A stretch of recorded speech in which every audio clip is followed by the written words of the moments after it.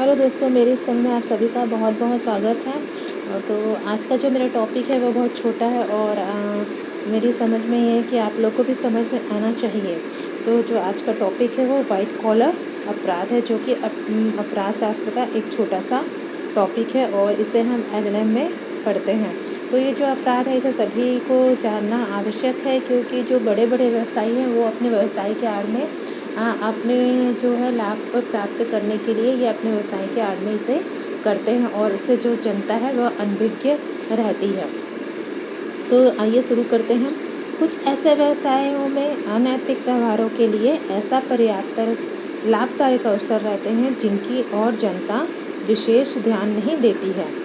अनेक व्यवसायों में कार्यरत कुछ व्यक्ति जनता के रोष के खतरे के बिना जो है आपराधिक गतिविधियों में लिप्त रहते हैं।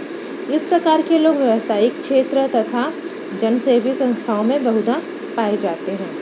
E.S. सदरलैंड ऐसे प्रथम वक्ता थे जिन्होंने आपराधिक जगत में सफेदपोश अपराध की अवधारणा को प्रतिस्थापित किया।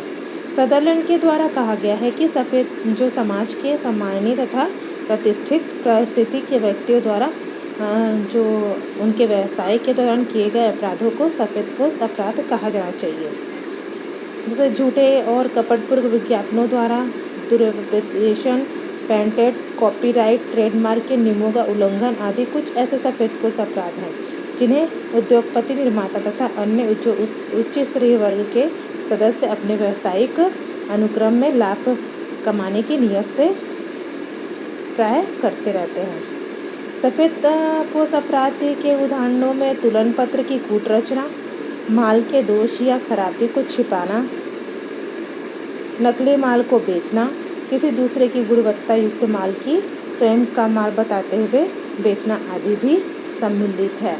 तो आप लोग को थोड़ा समझ में आ गया होगा कि जो बड़े बड़े व्यवसाय हैं वो अपने जो है अपने को लाभ कमाने की दृष्टि से व्यवसाय के आड़ में ऐसा जो है अपराध करते हैं, जिससे जो जनता है वो पहचान नहीं पाती है।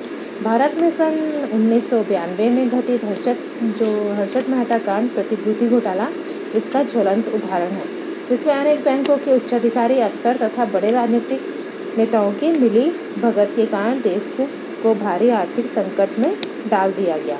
इसके कारण भारत के संपूर्ण शेयर बाजार का संतुलन गड़बड़ा गया। तो दोस्तों, मैंने ये उदाहरण के साथ आपको बताया और मेरी समझ में ये है कि आपको समझ में आ गया होगा कि जो सफेदपोश अपराध क्या है और जो इसका उदाहरण है वो भी समझ में आ गया होगा। बहुत छोटा सा टॉपिक है, तो आशा है आप लोग को अच्छा लगा होगा यह वीडियो। तो प्लीज़ लाइक, शेयर, कमेंट और मेरे इस चैनल को अगर नए हैं तो सब्सक्राइब करना ना भूलें। Thank you.